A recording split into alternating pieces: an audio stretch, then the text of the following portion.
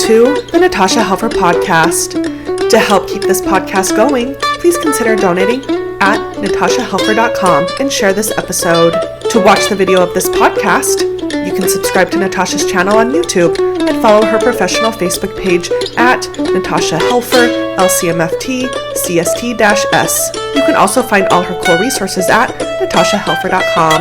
The information shared on this program is informational and should not be considered therapy.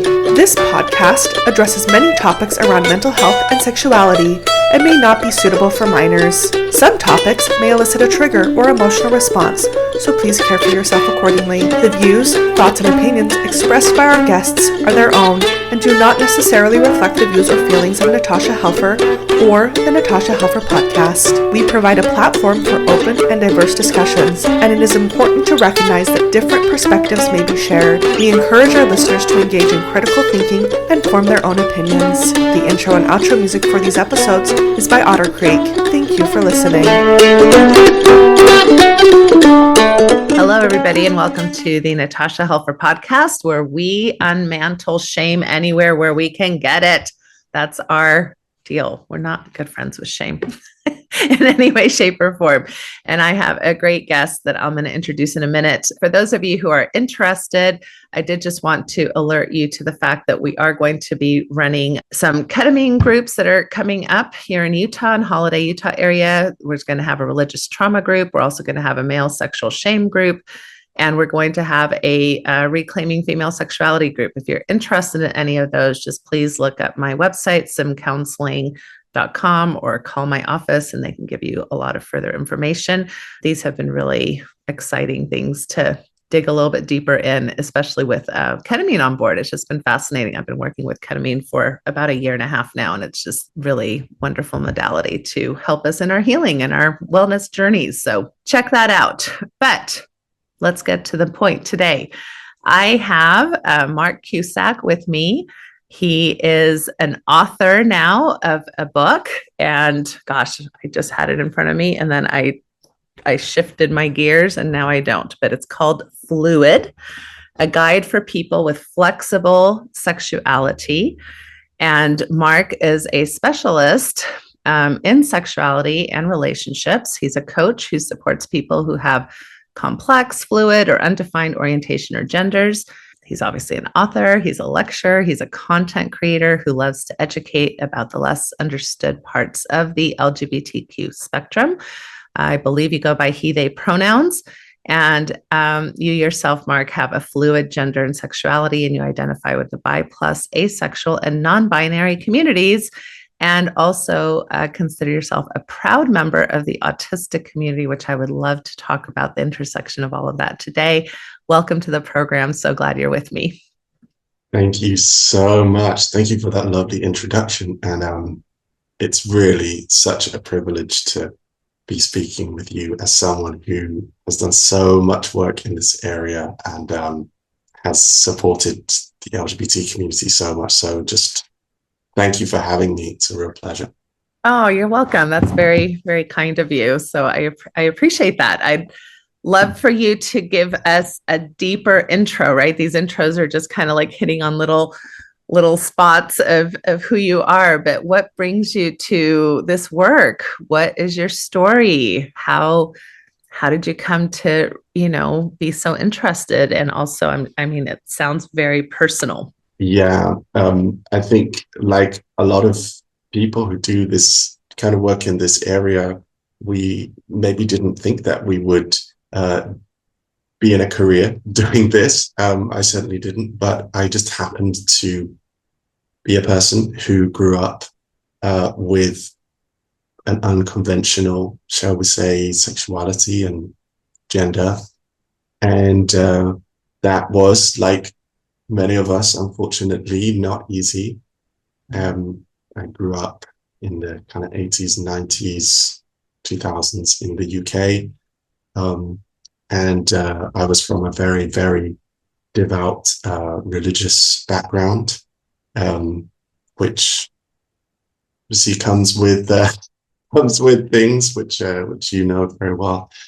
And so I just struggled immensely. And when I was growing up, there was this thing called gay. We knew what that was. It was terrifying, but we knew what it was, right? Wasn't okay, but at least it was known. And so when I started developing attractions for guys, I was petrified, and that was normal. And I was like, okay, this is what I am. Okay, I'm one of these gay people. But then the thing I didn't count on was to then also have attractions to women and kind of everything in between, and kind of nothing, but then everything. And then it would flip back and forth. And so nobody talked about that. Nobody told me that that was a thing. And so I spent so much of my life just feeling broken. There were no role models. There was no one to tell me, hey, Mark, this is normal. This is natural. And so my only assumption was, along with all the religious stuff and all the rest of it, was that I was broken. And rather than just being gay and having one trauma to kind of come out with, I kind of flipped fluidly between men, women, everything in between. And so I was kind of like constantly traumatized by this cycle of, oh my gosh, maybe I'm okay, maybe I'm not, maybe I'm queer, maybe I'm not, maybe I'm gay, maybe I'm straight. And it just went on and on and on and on and on. And for a neurodivergent person as well, with a obsessive focused mind, I just went in on myself, and it was terrible. So fast forward to today, I basically devote my life to talking about it. I talk about it. I want to be that role model for people who maybe have sexuality or gender that's kind of a bit outside of the norm. And I just love to write about it in magazines. I've written a book about it now, online, on YouTube, and I coach people. I have mentoring groups and stuff. So that's really what I wanted to do with my life, was to just be that source of support that didn't really exist when I was younger. So but you were still lacking. Yeah, no, that really speaks to home for sure. Are you, if you're comfortable, you don't have to answer any of my questions, but the question I have is, which religious tradition did you grow up in? Oh, yes. It was a lovely mix of west of Scotland Catholicism and actually, strangely, a kind of quite American brand of evangelist Christian.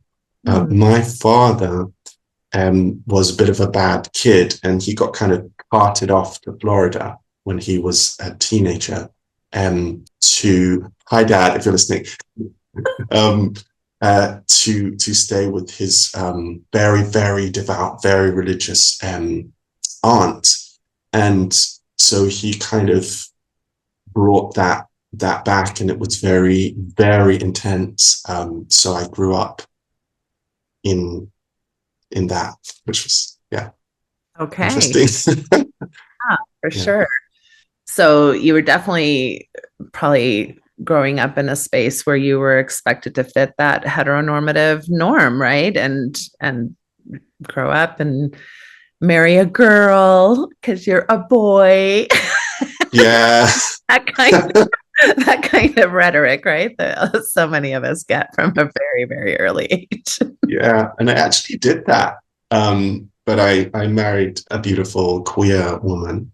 And that was great. We had a wonderful relationship, but she actually taught me a lot about how to accept myself, which was all just not the way it's all supposed to go, but it's so beautiful. But there was all of that.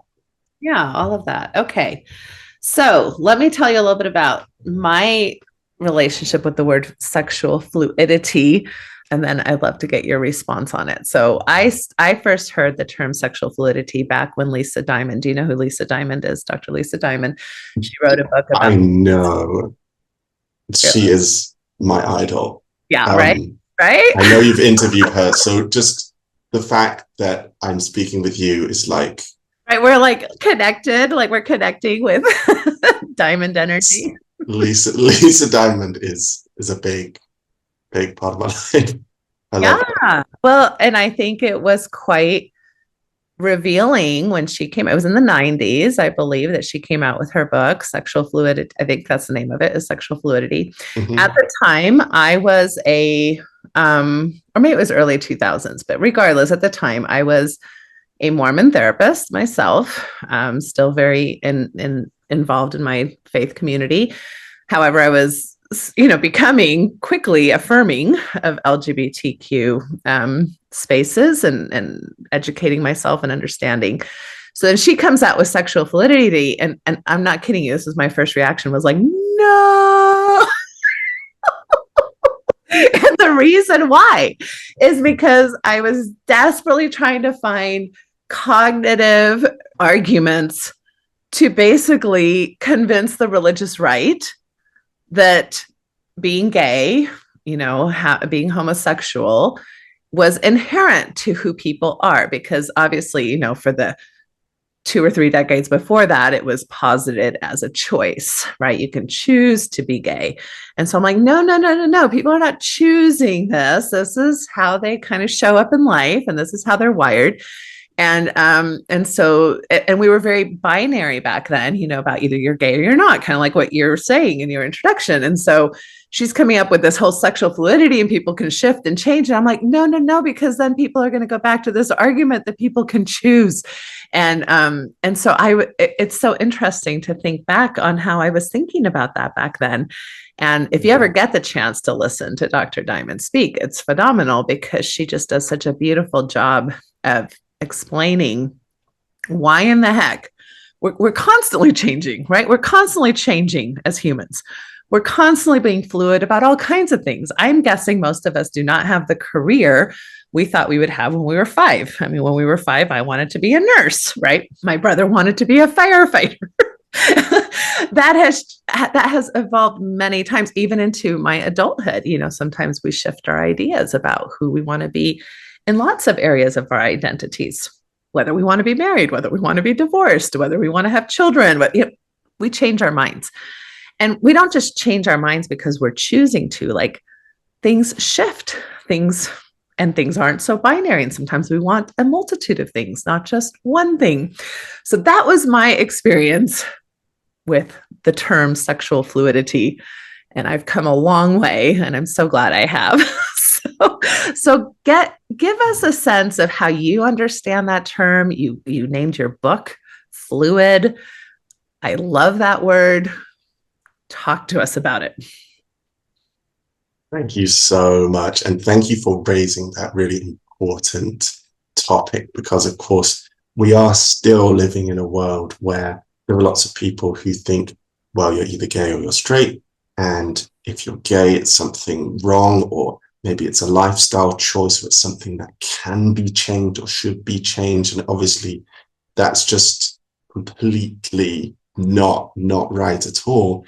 And I think part of the reason why we don't talk so much about fluid sexuality, even in the LGBT community, is a bit of a taboo sometimes, is because of this fear that people are going to take it the wrong way. They're going to take it as, oh, well, you can change, so you should change. And I know that Dr. Diamond herself struggled with this when she was bringing it out. And, I have too. But you're absolutely right. You hit the nail on the head when you said that we are always changing. We are always fluid. And when we talk about sexuality, we're talking about attraction, right? We're talking about connection between 2 or more people, right? So it's about a connection between 2 people. And whether you're gay or straight or bi or anything else, you're always fluid in your attraction, right? So you will always like different things. You might like tall people, and then you might have a thing for a small person, or you might like very assertive people, or you might like gentler, shy people. Like, it changes over your life, and it can change day to day depending on who you meet, etc. So we are all fluid and changing and flexible and shifting in what we're attracted to. Now, the only difference is that for some people, one of the aspects of fluidity that they have happens to be gender. Mm-hmm. But we as a society have decided that gender is the most important aspect of attraction. It's the thing that we need to take as our identity, and we need to say, I am this or I am that. Whereas in actual fact, that's a societal construct. So actually we are all fluid. And if we can break down those kind of labels and those layers beneath gender and really get underneath gender, then we can actually look at what is attraction, what's going on in my body, what's going on in my heart, in my mind, like what is that connection and what does that mean for me, what feels good, what feels nice.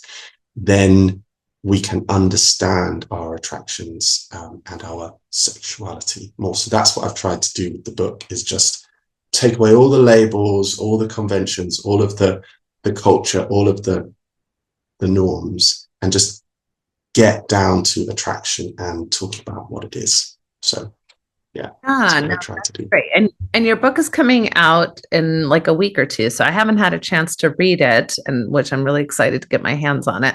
So give us kind of like a basic overview. Like, what are you trying to get across with your book? What are the main messages? What are the main points that you're trying to educate people on?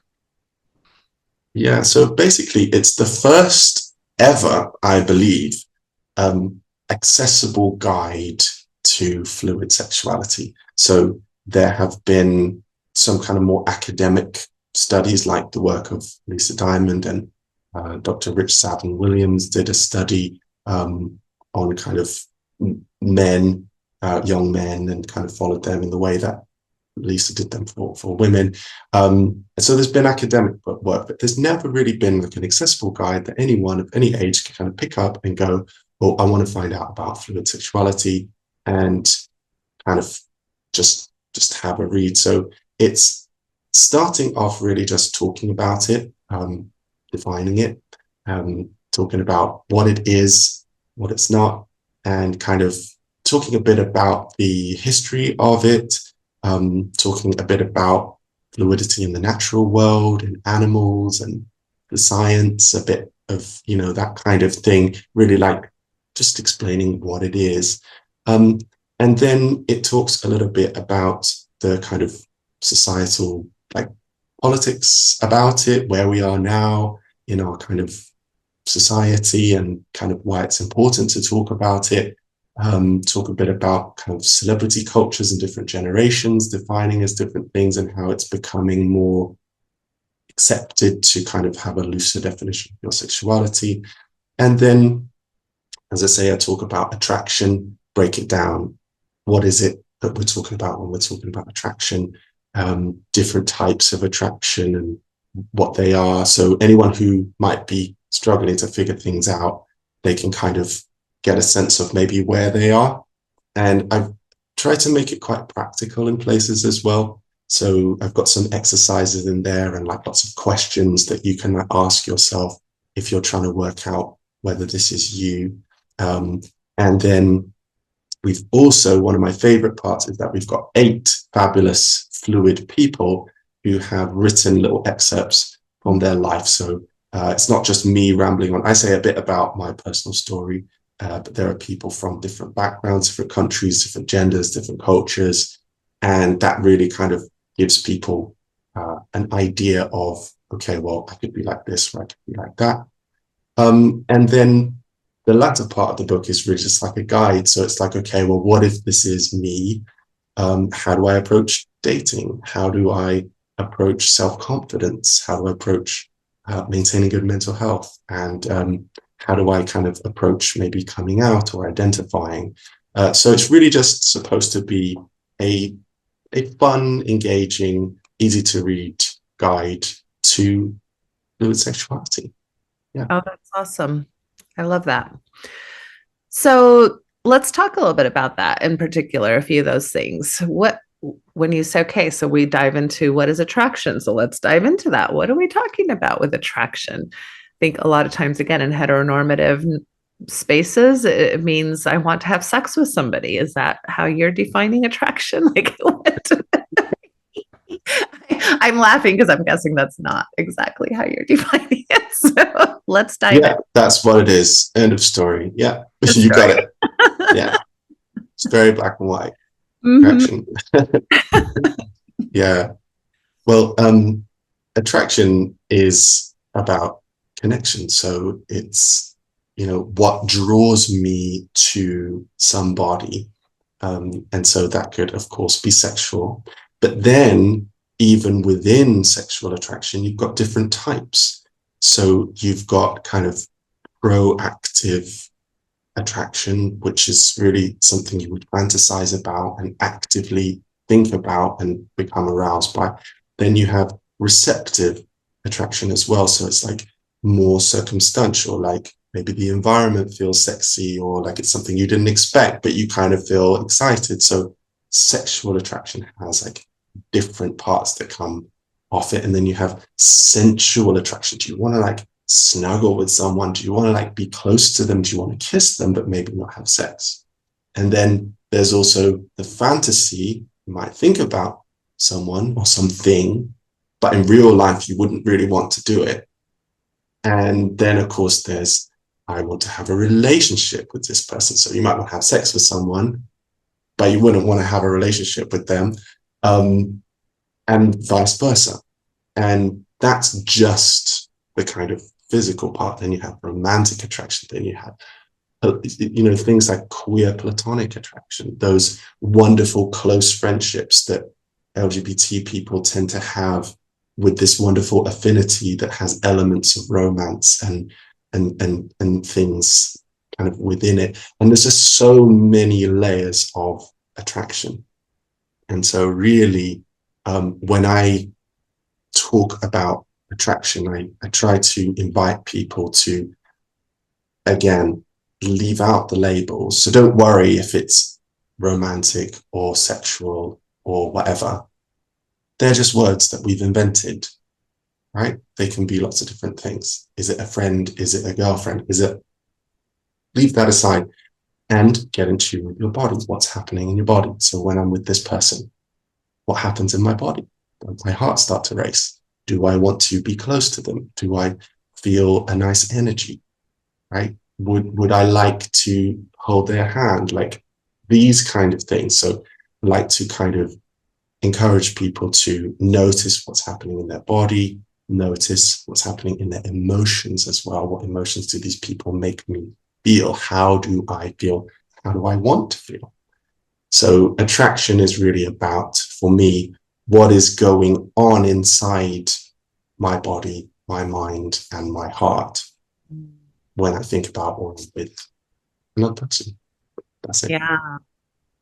It's lovely to hear you describe all of that. And it makes me, as I'm trying to think through my own boxes, it's, if I think about just friendships that I've had, we don't typically use the word attraction. Like, oh, I was really attracted to this person that I hope will be my friend, and I'd love to go to the movies with them and have dinner. We don't usually use the term attraction. And yet that's exactly what's happening, is that you are attracted to somebody. You may only have a platonic relationship, wouldn't even think about it from a sexual or romantic lens. But you're attracted to their humor. You're attracted to their tastes. You're attracted to, like you said, their energy. I know that I have different friends that, if I want to go to a museum, I know who I'm going to call. If I want to go dancing, I know who I'm going to call, right? Like it's different. You're going to call me if you want to go dancing, Natasha. That's what we're talking about here. If you're ever in Salt Lake, I'm taking you to Milk. So, do that. Oh my gosh, I'm there. Okay, we're totally there. So, and I love that you're kind of helping us think through this, challenging these binaries or these boxes, like it's either this or it's that, because all we're doing with that, other than complying with society, is we're limiting ourselves, right? We're limiting ourselves. Like, even as you were describing, like, put away all those labels and what would you have liked to do with this person?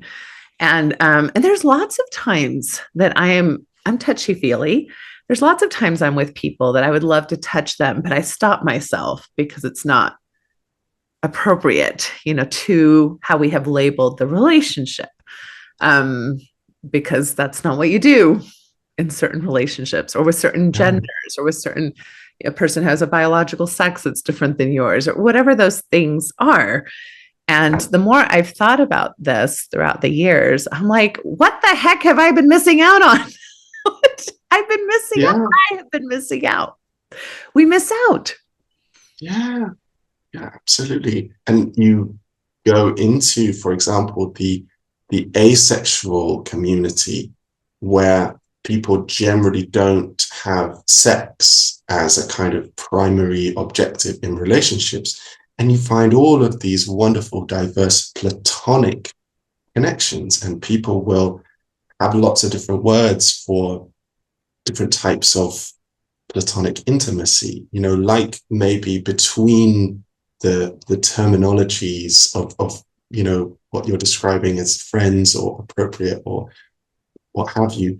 And gender diverse people, queer people of all kinds of or different cultures, all kinds of different cultures have different approaches to intimacy. I lived in Egypt for many years, and the way that men hold each other's hands in the street and kiss each other and call them, my love and my darling, and I love, totally opposite to what we would do in the UK or the US and stuff like that. So it's all of these conventions, they have their place, but as long as we remember that they are made up, and if you fit into them and they work for you, great. There's a reason that we have them, very important, great.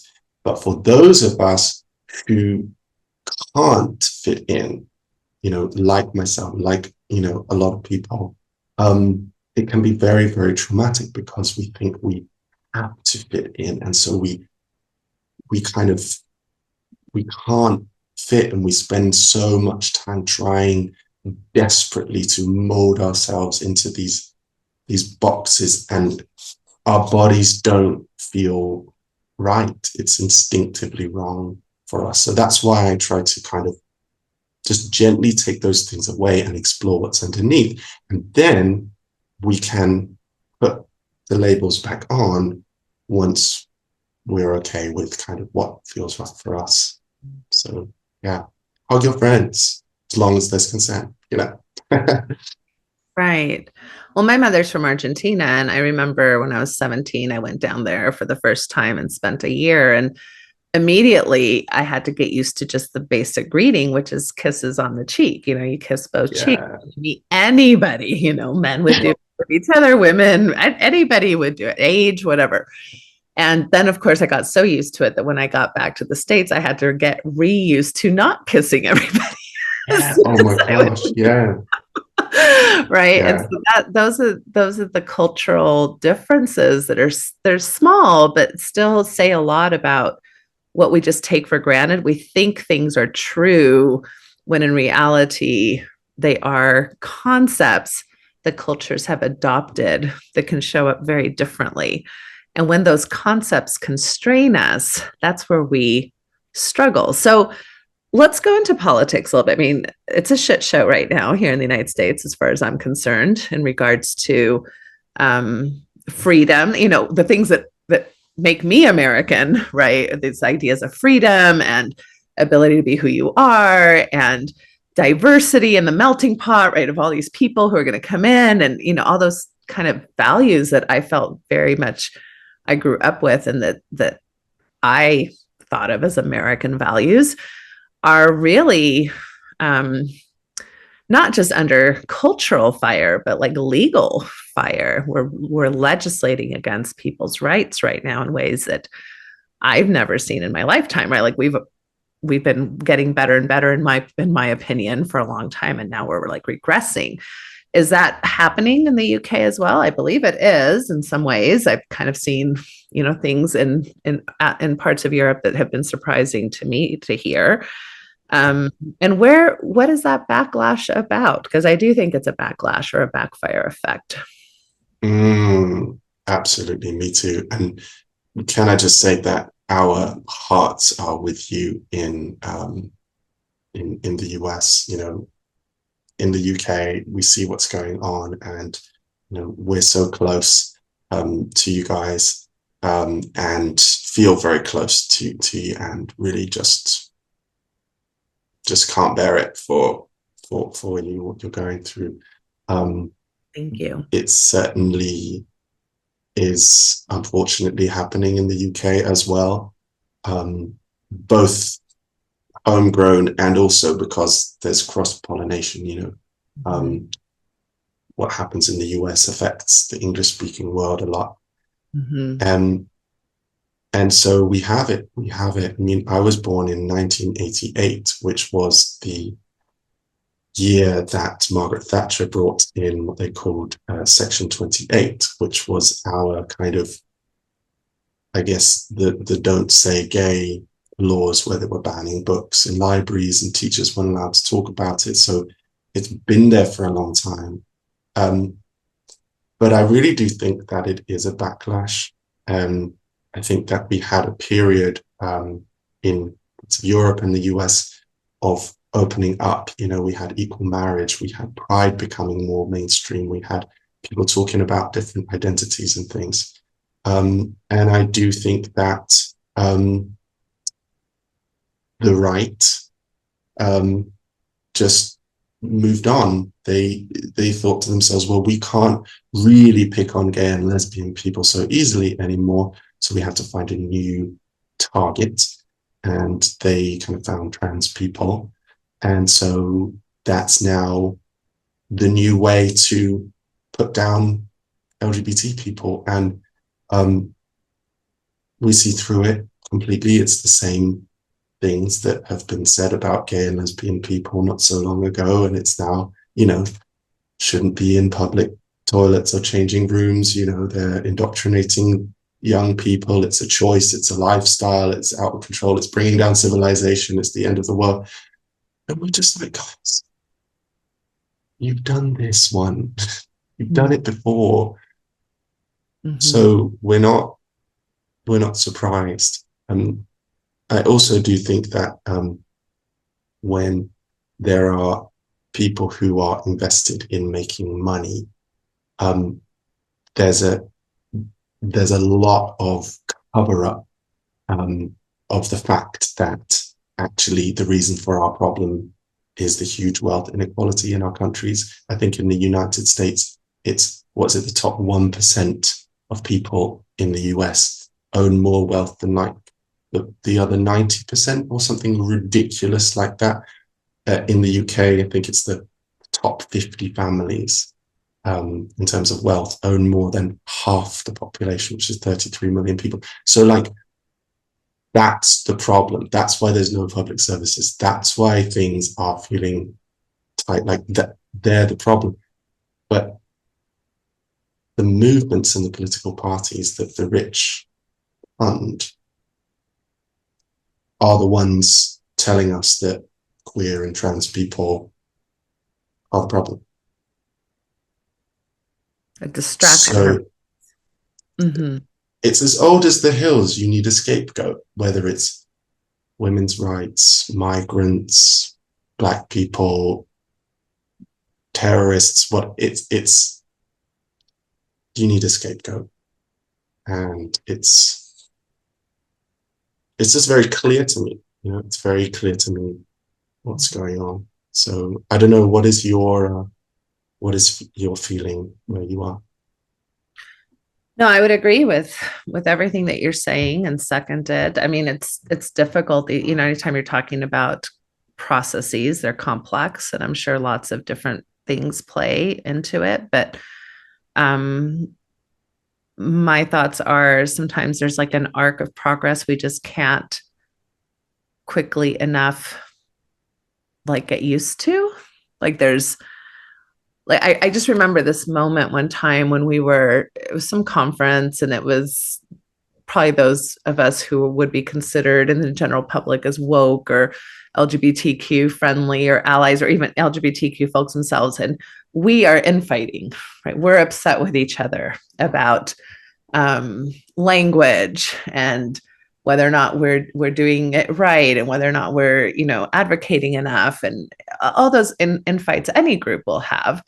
And as I was watching us, I was like, can we please stop fighting? Because we're in my, how I would, I guess, describe it is if I look at like if I looked at everybody on a line and those of us fighting are way over here, we're already kind of like interested in these topics. We're already allies. We're already trying to make a difference, but we're infighting.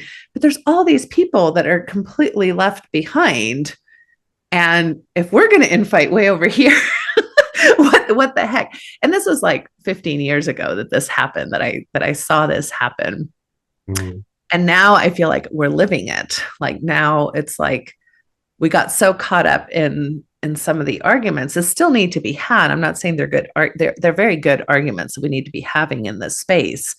But so many people aren't even like close to even accepting that people can identify for themselves their gender. You know, so many people can't even wrap their minds around the fact that gender and biological sex are actually two different things. Like that just seems very foreign. And then what's driving that? You know, you're bringing up one thing, which is economic stability. And I think that's a huge thing. I also think it's tradition and religion and cultural values and family values. And at the end of the day, I think I agree with Dr. Diamond in that the primary thing we're all desperately seeking is safety. And oftentimes, if you have to choose between safety of your survival versus authenticity of who you are, safety will win every single time. And I think for the first time in I don't know, maybe forever, I don't know. I'm not a historian. I think for the first time in, as far as I can imagine, a white, heterosexual, cisgender male who identifies as a man is not feeling quite as emboldened or quite with the privilege that they've been accustomed to. And that's painful. And I remember even talking to some of my younger clients who are in that position, who identify that way. And oftentimes their pain is like, well, yeah, we've grown up hearing about, you know, women's rights and LGBTQ rights and, you know, minority rights. And what about me? Now, granted, there's a part of me that wants to kind of like roll my eyes at that. At the same time, when it's a lived experience of feeling like you're being left behind somehow, that becomes a threat. And what do we do with threats? We attack them. And they still have the majority privilege. So you get enough of that riling up. And now you see the brosphere and you see like so many of these places where I think people are really feeling disenfranchised. And it's, like you said, it's the classic tale old story that if you feel threatened, you can feel more powerful by putting somebody who has less power than you down. It's like kindergarten stuff, right? Absolutely. That's it. And when there's scarcity and fear, then everybody is feeling threatened. And so, yeah, it's much easier for those dynamics to emerge. We have a lot of issues. I mean, in some ways, I feel like we live in really good times. You know, we have more technology than ever. We have more medical, research than ever. We all carry around cell phones. You know, even if you're, you know, fairly impoverished, you have some access to technology. And so in some ways, we're living better than ever. In other ways, I think there's a lot of instability, especially amongst the youth. As far as, do we go to college? Do we go into debt for thousands and thousands of dollars? Are we going to be able to make a living? Am I going to be able to have the lifestyle my parents were able to afford me? Which goes back to your economic kind of instability that's happening that I think is causing, there's a rumble. There's every revolution that you can think of really had to do with economic scarcity, I believe. I don't think I'm being over exaggerated with that. Absolutely. And it pays for the people who are responsible for that economic instability to divert attention away to something which has nothing to do with people's actual problems. So I watched the kind of the right-wing parties and things talking about our community. It's like, okay, that's interesting that your job is to represent the wealthy, and you're so invested in putting down trans people and queer people. Mhm. Hmm. Yeah, it is. It is fascinating in some ways. Sometimes I'm like, even as somebody who has studied psychology, I can't quite grasp what is happening. Yeah. Maybe it's your job. It's your sole most important job to keep people, and mainly poor people, people who are disenfranchised, from realizing that they're being exploited, that there are all of these top 1% people who are absolutely laughing at 99% of us, because they are the reason for our problems, and no one is holding them to account.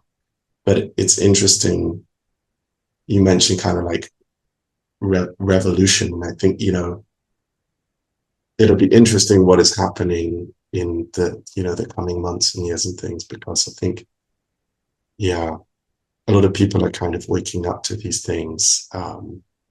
So maybe we'll have a queer revolution.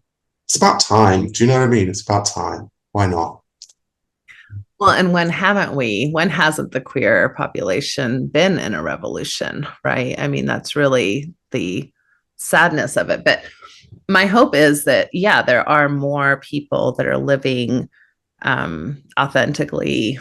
They're out, they're married, they're parents, we have so many more, kind of like when you said you grew up in the 80s and 90s and there wasn't much role modeling. I just went on a dog walk the other day and passed 3 lesbian couples in my Salt Lake City, Utah dog walk area. And I was like, I don't want to be like overly weird, because I don't want them to feel like reverse discrimination. Like I'm like so excited, but I am so excited that, because when I was in the 80s, I would have never seen that. Yeah, you wouldn't. You wouldn't see it. And so now I feel like at least the youth have some role modeling happening in media, on the streets, in our communities. And that is a revolution in of itself, is that people can live their lives authentically. Who would have thought, right? That's a revolution, to be able to live your life authentically.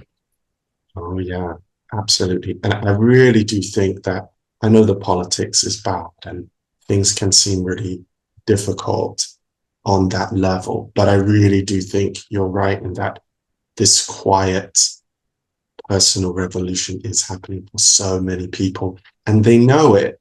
The people at the top, they know it and they see it, and I think there's no stopping it, really.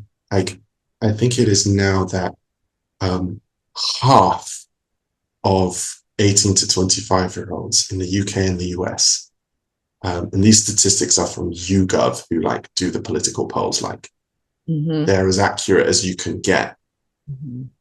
Half of 18 to 25-year-olds state, so this is not even people who are hiding it, like they actively state that they are not heterosexual. Half of young people aren't straight. So being straight is not the majority anymore. That is a revolution. So yeah, that's what I try to do. Are the rising numbers around monogamy and non-monogamy, which is another relational structure that has been very controlled by systems, right? Who can be in relationship, and what's the correct type of relationship, and even mental health circles have been complicit in this in regards to what's healthy sexuality, and what's, if you are interested in non-monogamy, for example, it's not uncommon to hear therapists talk about, well, do you have trauma that would have you be interested in that? Or do you have some type of an attachment wound? And maybe you just like to have more than one person Like, why would it be? Maybe we're all traumatized by monogamy like systems, right? Have we ever thought of that?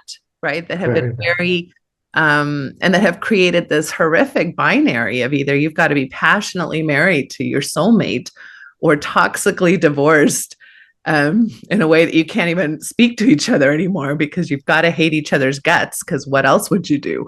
Like, that's healthy. Yeah. How are those the best options or even realistic options? Oh my goodness me. Absolutely. And one of the things that I love to talk about and I write about in the book a bit is this idea of what is natural and what is not. Because we talk about homosexuality isn't natural, being trans isn't natural, being woke and polyamorous and whatever else is not natural. And you go, let's just look into this for a moment. Pretty much all animals are polyamorous. They don't get married, except for maybe penguins and lobsters and a couple of others. And then bisexuality, fluidity in sexual and bonding practices in animals is found in every single animal that has ever been studied. So yeah, it is natural. And well, and let's talk about the supernatural ways that cishet people show up. Like, I'm wearing lipstick today. That's supernatural, right? Like, you're like, I mean, people groom their hair, in all different kinds of areas in their some body. of us Like, that's supernatural, right? Like, it's kind of preposterous when you think about the hypocrisy and the double standards. Even with things like hormones, like, oh, we're all up in arms that trans people are using hormones. I'm using hormones. I've got hormone replacement therapy because I'm 53 and I'm going into menopause, right? I mean, how many men do I know that are using testosterone to help themselves with depression, with sex drive, so we're all using these either aids, like, things that help us feel sexy or attractive or sensual, like clothing and ways that we, express ourselves. And we're also using medical things to, to help our bodies and our sexualities feel certain ways. If you're using Viagra ever, that's how natural is Viagra? So it's the giraffes love it. The giraffes are on the Viagra. Absolutely. Yeah, they are. Great. And they get it from the pharmacy. Wait, do you call it a pharmacy? Do you call it a chemist? Do you call it a drugstore? You call it a drugstore. We call it a pharmacy and a drugstore. Do you say pharmacy? Okay. Yep. This is one of the things as well. So, if you look at the natural world with animals, or if you think about humans before we invented all these things like lipstick and stuff like that, you would find it a lot more difficult to know the sex of any particular mate. Anyone who has a pet dog, for example, will know that most dogs will go and have a fun time with pretty much any other dog. My dog, who's sadly no longer with us, was totally bisexual and just loved to get it on with, whoever. And there would be these embarrassed kind of owners who would be like, oh, sorry, mate. Oh, sorry, mate. Yeah. Oh, no, he's just confused. Sorry. I'm pulling him away from my dog. And I'm like, Cookie's not confused. Cookie's loving being mounted by this big male dog who he's just loving. And then he would go and like start playing, with a female dog and everything. But it's the humans that are confused about it. It's like, no, in the animal world, most animals have mating seasons. Like the females are only actually like on heat for a very limited amount of time, and they have mating seasons, and then they have hierarchies where you have alphas and things. So there's only like certain animals who have sex for procreation. And then the whole rest of the other time, they're actually mating and bonding and doing all kinds of things with anyone. And researchers found that the more sex you have as a species with anyone, the better for your evolution. And there are lots of reasons for that.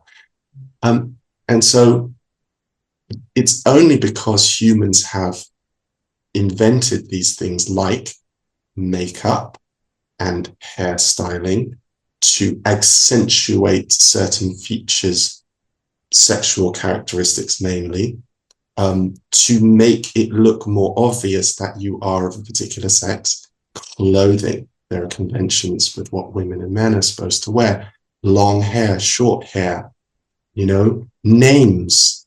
I'm called Mark, you're called Natasha. Why can't I be called Natasha and you be called Mark? Because we are from birth segregated into these two camps, which is one person is someone who can mother a child and, the other person to father a child. But there's so much between that. And actually, when we look at our attractions, if we take all of that away, most of us, I think, are capable of a really diverse range of attractions to lots of different types of people. So that's why I like to kind of take gender away, because it is constructed. Anyway, that's my rant on the topic. No, and as you're talking, I'm just thinking of so many things. Like, I think straight people have the most to learn from the queer population. I mean, it is the queer population that allows for more possibility, for more pleasure, for more experience. I know, coming from high demand religion myself and kind of, doing decades of deconstruction work from that, I still notice it, I still notice how I'm constrained, how I worry. Well, if I say this, or if I do this, or if I act this way, or if I act that way, even in my professional ethics, right? Like, I need to present professionally. What does that mean? What does that look like? At what point is my license, like at risk? Like, I remember the first therapist that started just speaking openly about their queerness, or openly about their ethical non-monogamous relationships. And I had this moment of like, I don't even know how can you combine this professional part of yourself with your personal part of yourself without having a high cost to how people are going to perceive you. And there is a high cost to how people perceive us. That is why so many of us remain closeted in so many different ways. And I think, we talk about the closet, obviously, as a metaphor for mostly for LGBTQ folks, but there's so many closets we live in.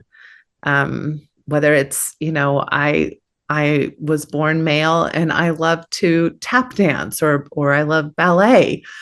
That can be construed as not societally acceptable. And it's so limiting. So I guess if we can get any point across today, well, 2 points. One is I love fluidity. Like, let's go with the flow. Go with the flow. What does your flow have you tap into? And second of all, when we try to interrupt the flow of others, we are inadvertently stopping the flow within ourselves. So all of this discrimination that people think will help the country, their children, whatever it is that they have decided they're trying to protect. Because I don't think most people are just thinking they're assholes. I think most people do have like a worldview that keeps them constrained in thinking certain things. But the more we constrain, we're constraining ourselves. And I think of a lot of these folks that I hear talking in ways that I find really pretty horrific and very abusive towards many members of our society. And once I get past the anger and just the want to say, fuck you and you asshole, there's this other part of me that's like, I feel so sorry for you. You are so not grounded in yourself. Yeah, absolutely. Absolutely. And I think it might have even been Dr. Lisa Diamond's research, actually, that looked at different genders and sexualities and how they responded to different images, and it measured their pupil dilation, which is a measure of arousal. And what they found was that the group who had the biggest difference between what they actually stated their orientation was and what attractions they actually had was straight cis men. So when you look at the group in society who are the most closed off and the most separated from their authentic self, particularly, I mean, at least when it comes to attraction, it is actually straight men. I think that's the group that holds so much power. And when you hold so much power, you have so much to lose. Women, people of color, queer people, disabled people, other people who haven't had as much power or control. Of course, that's very difficult, but it also allows you a certain aspect of freedom. And when you have to hold all of that control, you're afraid to lose so much. So I think, I share your feeling of it's like sympathy.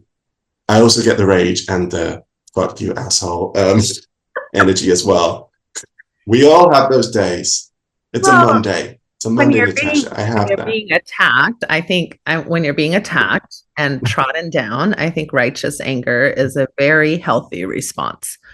I think that's not just a healthy response, but a response that will help you be in tune with your survival, right? Because we can't just put up with being trodden down. So that's not okay. Yeah, it's not okay. Yeah. So I will go on record by saying I think queer theory, feminist theory, and social justice theory will be what saves the white man. That is what will save him. And of course, he has no interest in it, or many of them don't have any interest in it, as of now, because I think it threatens the potential, like to really let go and to become vulnerable and to become emotionally intelligent goes against almost every way I think they've been socialized. And it's so scary because really every message you've gotten from as a little boy is that if you show that, you will not make it. You will not make it. You will not be wanted. You will not be accepted. And I see this all the time in sex therapy, right? Like there's a lot of men, what we might consider the traditional man, whatever the hell that is. We're talking about like white, cis, het men. Like me with my painted nails. Right. And they're desperate for connection. They're desperate for vulnerability. They're desperate for touch. They're desperate for love. They're desperate for understanding. And so it really is kind of like this tragic arc of a story, right? When you look at it from a historical perspective and a social justice perspective. So yeah. Before we totally run out of time, I know I've taken you on several tangents and I don't want to spend too much of your time, but you mentioned that you're a proud member of the autistic community. And we know that there has been quite a bit of research now to show that there's a correlation of some sort. If you're on the spectrum, more than likely, you're also going to identify a little bit differently in regards to sexuality, to gender identity. What do you want to say about that? And how has your journey of kind of understanding yourself helped you understand those concepts more? Thank you for asking that question and inviting me to speak about that part of my identity. It's true that there is a correlation. I think it's established in the research. I think they need to do more research on kind of exactly why and kind of how it works. But it's really funny because in many ways I followed the traditional path of not having any clue about my autism until well into my 30s. I had a number of kind of misdiagnoses because, you know, it was like anxiety, there was depression, and it was kind of like obsessive, compulsive behaviors and all kinds of things. PTSD, complex PTSD, and all of these things. And I just thought it was parcel of just being broken and traumatized and all these things. But it wasn't until my 30s when, psychiatrist kind of assessed me and was like, and I couldn't believe it. What was funny was that I looked back and I realized that I had so many friends who were autistic, and I was like, yeah, but I get on totally with them and relate totally with them, and you know, we do the same things and we just connect on this level, but like, no, I'm not autistic. And they were like, okay. And I knew as well that every time I went into a bi space or an asexual space, kind of non-binary queer space, there were like all these autistic people, and it just didn't click that it was me.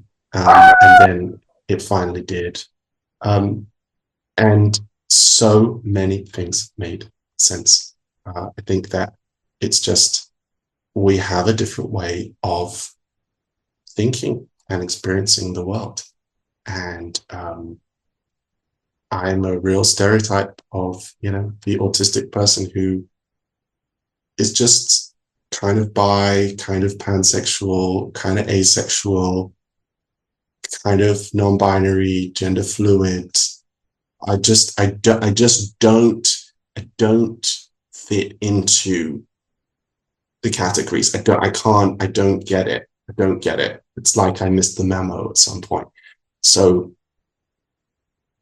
and that is something that I experience in other areas of my life, just like not quite getting what the convention is, like how are other people thinking about this? But I love it. I only recently discovered, after having loved painting my nails for so long, that apparently this is a very common thing among autistic men, partly because we don't necessarily see why like men can't paint their nails, because it is a construct that doesn't make sense. So, you know, autistic people often, we're not really on that plane. We're just like, why wouldn't you paint your nails? It's great. And it's a sensory thing and all these things. So I'm really proud now to, represent that community. And yeah, it's been a little journey. Yeah. Yeah. Again, studying mental health in the 90s, which is when I started my career, when we talked about autism, we were really talking about symptoms that for the most part were fairly severe. You know, I mean, we did have the verbiage that we don't use anymore of Asperger's, but very little was understood about that at the time. And, fast forward 30 years into my career, I have many people who come through now that I either recommend, and refer them for psychological assessments for autism, or who are telling me, I've been diagnosed with as being on the spectrum, and I would not have necessarily guessed it, especially the first few sessions of meeting somebody. And so I really love that not only are we starting to understand the fluidity of sexuality, but I think we're really starting to understand the fluidity of brain wiring. Like, we are just wired in so many different ways. And I really also love that we have moved dramatically away from training those on the spectrum to be more neurotypical, to now really treating people like, okay, these are the differences, and this is how you're going to show up, and this is how you can communicate that. And if you're partnered with somebody who's more neurotypical, this is how the two of you are going to have to make concessions to make space for both of your brain wiring, not just, have one of you have to mask and, like exhaust yourself to try to be something you're not. Yeah. Wouldn't it be nice if we didn't have to exhaust ourselves to be something we are not, regardless of what we're talking about? Absolutely. It's two sides of the same coin in some ways. It's like a coming out as well. And it's like something that people don't necessarily understand, or, you don't fit into things and you have to explain things and stuff. So it almost felt like a second coming out. It feels very connected for me because it's all just who I am and how I relate with the world and other people. That's what we're talking about, isn't it? So I'm very, very fluid in all ways, and it's all right with me. Yeah, I'll share one last thought, and then I'll ask you to share any thoughts or anything I haven't asked you about that you'd like to talk about. But I think I'm going back to why somebody like you and so many people today are facing so much discrimination who are parts of these minority groups, in specific the LGBTQ population. And I do sense, as I've had conversations with family and with friends and even with clients, I do sense that there's a lot of it is wrapped up in protecting the children. When somebody turns into a parent, something wonky does happen. I mean, I remember the first time I went out in public with my newborn baby, and I was like looking at everybody like I could kill them. For some reason, I was thinking, this baby could mean $10,000 for somebody, if they like took it from me and sold it on the black market or something. That's how wonky my brain went, right, when I became a mother. And I think because we are subconsciously understanding and not wanting our kids to be discriminated against, we inadvertently force them into the boxes we feel they're going to have potentially the best success in, which is the box of whatever box where hopefully they won't be as discriminated as we see other people being discriminated, right? So whether that's, having them be heteronormative, or whether it's even amongst races, like people who are whiter than other people or paler than other people, it's like so many ways that I think parents have this instinctual desire to protect that ends up in such a sad way doing the exact opposite. And I remember this journey myself. My kid who came out to me however many years ago, over a decade ago now, really, even though I was a sex therapist at the time, even though I was a very nuanced Mormon therapist at the time, I cannot lie, and I've been very honest, that was an uncomfortable moment. I wish I could say it was a celebratory moment for me. It was not. And why? Because I didn't want them to be queer? Not really. It's because I didn't want them to have pain. I didn't want them to suffer. And for me, the best way to protect my kid from suffering is to just have them be quote unquote normal and be like everybody else, because we are pack animals, right? We want that normalcy. And what we miss in that is that really none of us are normal, quote unquote. And we all are a little wonky in whatever way, whether it's what we like to eat or who we like to have sex with or how we like to identify or how we like to dress or how we like to do our hair. And the more that we force people into certain boxes in order to fit that norm that we think is going to be protective, is the more harm we're doing. That's the biggest irony of being a parent. And that's the biggest irony of this whole fuckery movement that we're seeing, is that in the name of protecting the children, right? Like the schools and the libraries and all the drama around this, all we're doing is teaching children, hide your authentic self so that you can be accepted and not discriminated against. And that goes on to cause great harm. So yeah, if you're interested in mental health field, hey, you will always have a job, because we continue to do this to people who then spend years, if not decades, deconstructing and unpacking this harm in their adulthood. And I think the majority of people never unpack it. They die constrained. Yeah. Yeah, absolutely. And I'm sure in your practice, you see that and support people to unpick and to heal from all of these harmful things. And I think we've spoken today about that kind of scarcity or that fear or that pack mentality, which is so innate to our experience as human beings, because we have to fit in. We have to fit in with the tribe. It's natural for us and it's very important. But then there's a second thing, which is equally important, which is knowing ourselves and connecting with our authenticity and having a relationship between ourselves and our bodies and our needs and our real desires and our real wants. And then the boundaries that we put in place between us and the rest of the tribe. And so I think that's a lifelong journey for everyone, wherever you come from, whatever type of person you are. It's that balance, isn't it? And where it goes off, of course, is where you put one kind of emphasis too much on one of them. And so I think a lot of the time, like you said, when you had your child, it was a moment of, real protectiveness and, real fear of what might happen. So you perhaps kind of went along the spectrum a little bit to, protective mode, which makes sense. You're a new mother, and that's perfectly understandable. But then obviously for people who really don't fit in to the tribe, for whatever reason, you're disabled or you're queer or you're this or you're that, or maybe just a bit different.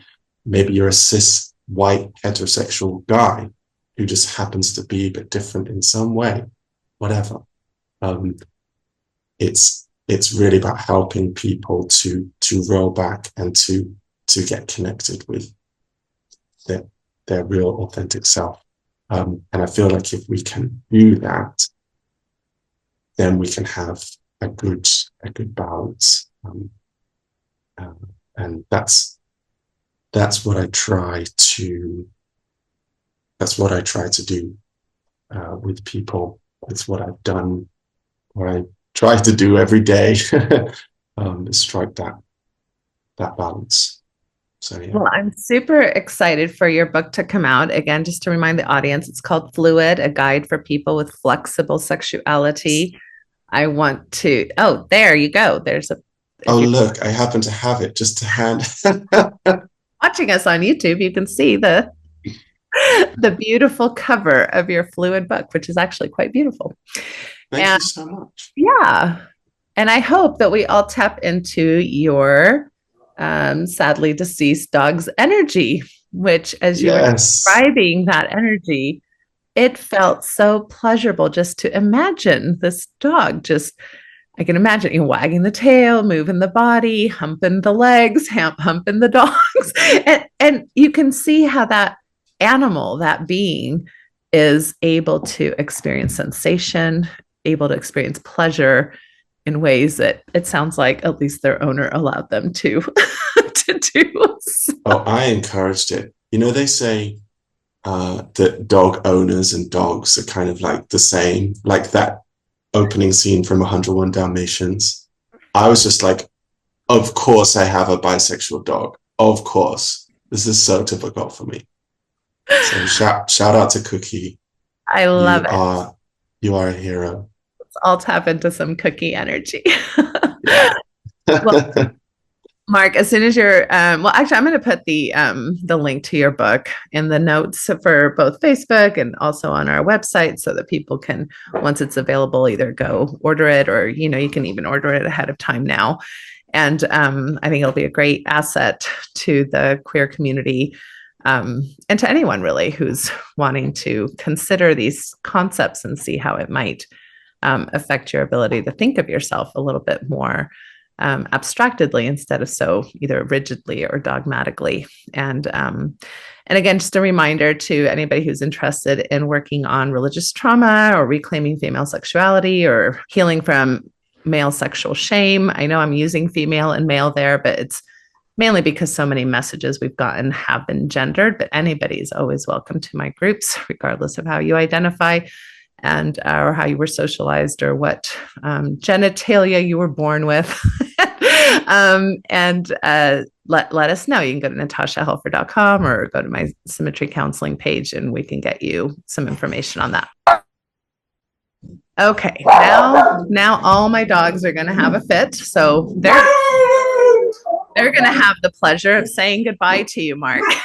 It was us talking about Cookie, maybe they're bye too. That's right.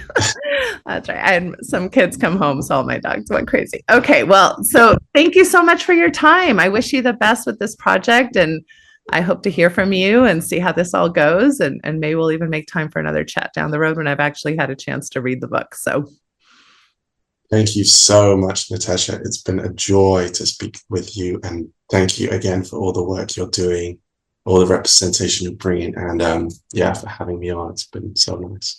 Thank you. You take care. Have a good night. Bye-bye. Thank you for listening to the Natasha Helfer Podcast. To help keep this podcast going, please consider donating at natashahelfer.com and share this episode. To watch the video of this podcast, you can subscribe to Natasha's channel on YouTube and follow her professional Facebook page at Natasha Helfer, LCMFT, CST-S. You can also find all her cool resources at natashahelfer.com. The information shared on this program is informational and should not be considered therapy. This podcast addresses many topics around mental health and sexuality and may not be suitable for minors. Some topics may elicit a trigger or emotional response, so please care for yourself accordingly. The views, thoughts, and opinions expressed by our guests are their own and do not necessarily reflect the views or feelings of Natasha Helfer or the Natasha Helfer Podcast. We provide a platform for open and diverse discussions, and it is important to recognize that different perspectives may be shared. We encourage our listeners to engage in critical thinking and form their own opinions. The intro and outro music for these episodes is by Otter Creek. Thank you for listening. There is a place where time slows to nature's pace, and there is space there to find yourself in her embrace. Some places should be left alone. Na tishki say the so we can always go to the homeland of the heart.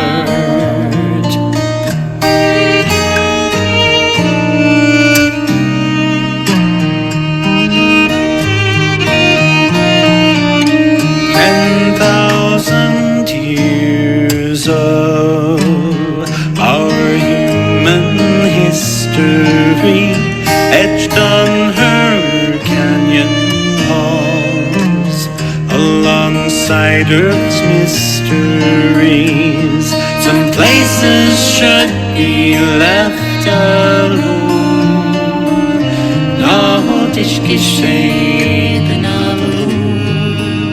So we can always go to the homeland of the heart, to the homeland of the heart.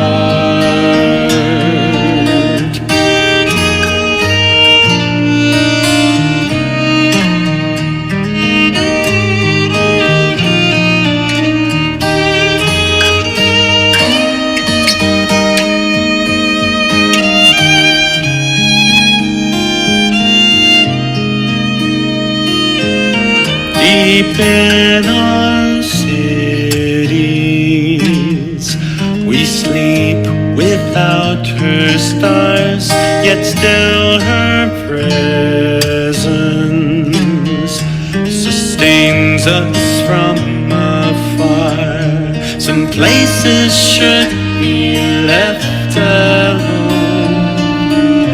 Nordisk shapen so we can always go to the homeland of the heart, to the home